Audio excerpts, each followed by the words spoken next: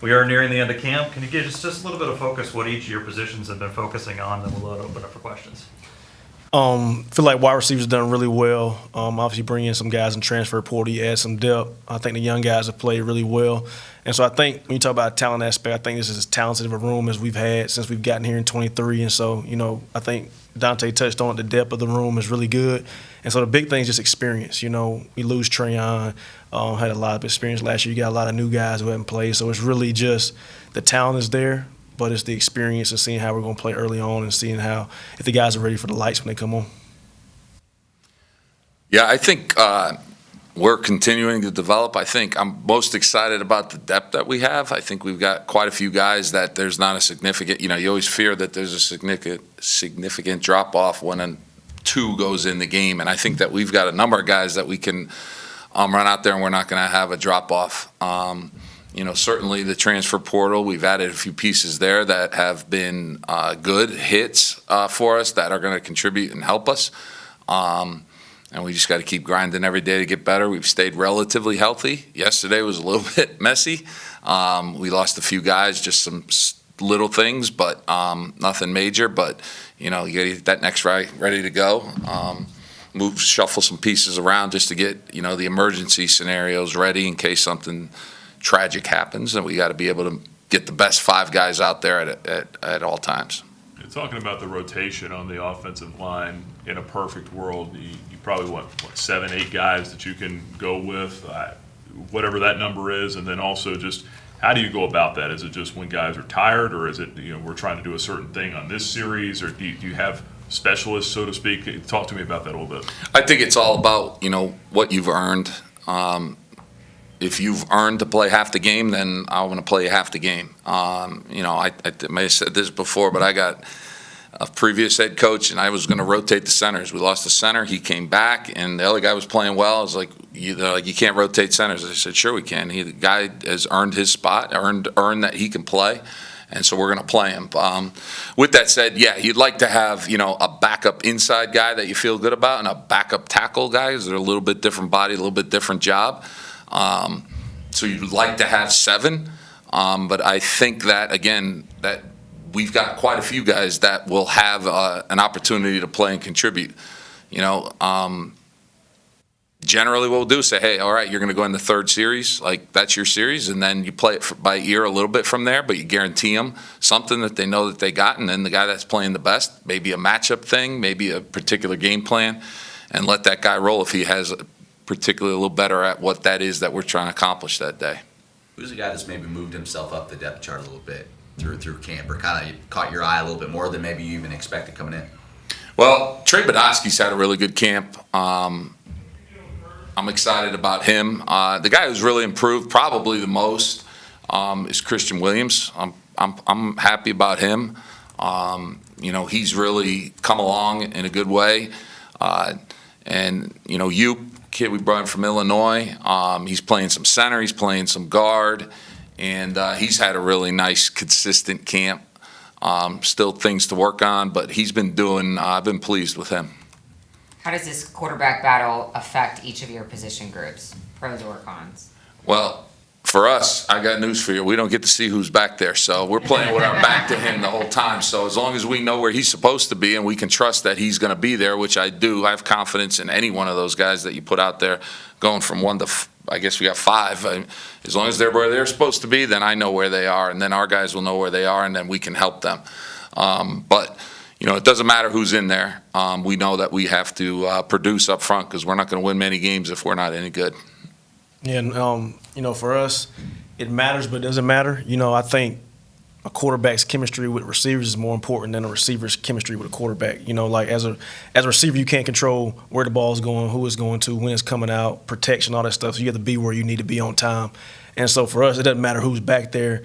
Our guys have to know where to be and how to get there on time. You got to be at the bus stop. You're not at the bus stop, you get left.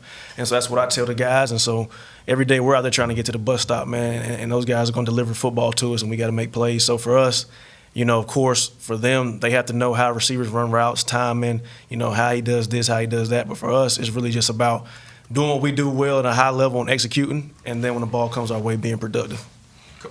Are DJ Geth and Harrison Hayes, are they ready to take the next step at those guard spots this year? Yeah, I mean, I didn't mention Harry, but Harry's made a big jump.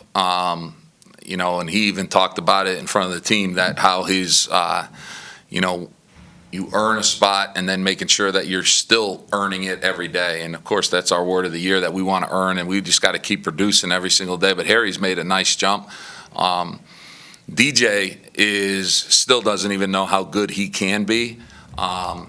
He doesn't look like he's a big, strong kid, but he plays with really good strength. He is strong, but he's really athletic. And when you tone that down, he's got a basketball background, you know, moving around a whole bunch. You got to get everything starts rooted in the ground with the O-line. You got to have your feet in the ground while not being stiff and being stuck to the ground. So there's that balance there. And DJ's, we had him at tackle yesterday, getting some things done there, and he's just really athletic and natural, and getting him to play within himself every time. But I'm confident in him right now.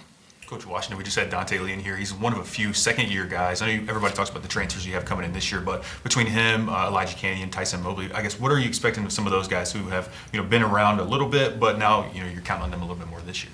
Really just taking the next step. You know, Tyson's a guy that I've coached, you know, since Coastal. You know, I was the receiver coach when he was a freshman in 2020. And so just watching him develop has been really good. But really just taking the next step and being accountable and going the extra mile. Like I tell these guys, like, to go somewhere you've never been, you have to be willing to do something that you've never done. And so it's finding ways to get better even when you think you've done enough. You know, getting more jugs in, spending more time in the playbook. You know, those are things we have to do. And I think guys like them who have done it for a long time, they have to continue to raise their standard and what they want to do, but they also have to lead the way for those young guys. And so guys like Tyson, Elijah, he's played well. You know, I think, you know, we've had some different roles and different things for him this offseason. So just kind of seeing what all he can handle has been really good. He's kind of taking that next step. And it's been good. You know, Dante, he provides a different level of speed. You know, Dante's probably fastest, if not second fastest guy on the team. And so now that he's playing like it, you know, last year I call it buffering sometimes. You know, he was buffering, you know, and you're not playing as fast as you like. But, you know, this year he's been lights out. He's playing fast. He's getting behind the defense. And when you got a guy who can be lightning in the bottle and take it 50 at any given time, that's a big thing to have in your offense. What about Jamari and Casey? What do they bring to this unit? I think they bring some stability and consistency. You know, two big bodies, really great hands. You know, we have a lot of young players that I think are really good. You look at Eric Smith, you look at John Montero, you look at Bryce Randolph, you look at Nas Newkirk. I think all those guys are going to be extremely productive in their careers here at Liberty. But again, you got to get them guys to game day, and you don't really want to run out with a whole bunch of true freshmen and redshirt freshmen, you know, no matter how talented they are. So I think having Jamari and Casey, they kind of bridge the gap between the older guys that we have a lot of talent in and the young guys who are going to be the future and have a lot of talent in. And it provides a way for us to still play the young guys in certain situations, but have enough depth and control with those older guys that we know we're getting when we go out there on Saturday. Did it feel like last year that this team kind of lacked that ability to take the top off at times, you know, losing a guy like CJ from the year before? Now, does Dante or somebody else on this in this group give you that ability this year? Oh, yeah, of course. I mean, anytime you lose a player like CJ Daniels, you know, explosive guy, it's always tough. And then to lose him as late as we did in the transfer recruiting process, you know, was tough. But, you know, last year I think, you know, Treon did a good job early, dealt with some injuries down the stretch, kind of prevented him from being that spark that he was early on in the season. But I think now, again, it just goes back, what me and Coach keep saying is depth, knowing that if you lose a CJ Daniels, if you lose a Treon Sibley or whoever for a game, that it's not like you having to change the offense and do all this stuff, right? I can bring Dante, I can bring John Montero, I can bring Eric Smith, I can bring a Tyson Mobley, I can bring a Casey Kane, and all those guys are just productive, you know? And so that's the big thing, is that guys are going to get hurt. You know, it just happens. It's part of football. Guys are going to get hurt. But like Coach said, you don't want to have that tremendous drop-off between your ones and your twos. And so I think this year we've done a better job of having that depth to where you can play 6, 7, 8 guys on game day and feel good that all of them can make plays. Have you guys seen a different level of leadership with this group and just player accountability compared to maybe last year? For me, I think the biggest thing, there are a lot of guys trying to be leaders, and that's a good thing, but I also think there's a lot of camaraderie that maybe we haven't had in recent years. I think the guys, they like hanging out with each other. I can only speak for my room because that's when I'm around the most, but the room just feels really good. You know, it feels good. You see guys in there before meetings hanging out, having snacks, talking about plays. You know, you see the young guys over in the corner talking to the older guys, getting that information, getting that wisdom. You know, it's not stuff that I've always seen consistently in the past, you know, just between coaching changes, between transfer portal. You know, sometimes things get kind of dicey, and it kind of become like a one-man show because you got a best friend, he gets the transfer portal, now you feel kind of like a loner. You know, you had a coach you really liked, he left, now you're with a new coach. And so I think this year you finally got a group of guys who feel cohesive, who like being around each other outside of football. And to me, that's just as important as having talent, is having people that want to play for each other and be a part of something bigger. Coach Durkin, how close are you to having, those 7 or 8 guys you feel confident about for week 1? We're pretty close. We got to get through the finish line here and keep them all healthy. Again, the end of this week and a little bit of next week, we'll be mixing some guys in different positions for emergency purposes. That's not the first time that they've done something that maybe they haven't practiced all summer or all camp. But just when those 5, 7, 8 start to gel or rise to the top, that you know who you want the next guy in the game to be, that they're ready to go wherever that position is that they have to play. Time for one more question. Coach Durkin, I know you still have Aaron Fenimore here, but in the figurative sense, do you have another Aaron Fenimore you think, in the room, maybe somebody who can break out and just become, a really great player like he was last year, kind of somebody in that mold? Well, he's pretty good now. He's an awesome kid, and he's got you always say, Coach was mentioning it, but you always, the best players need to be the hardest workers, and he is arguably the hardest worker on the team. No disrespect to anybody else, but the kid just works, and he's coachable, and he listens.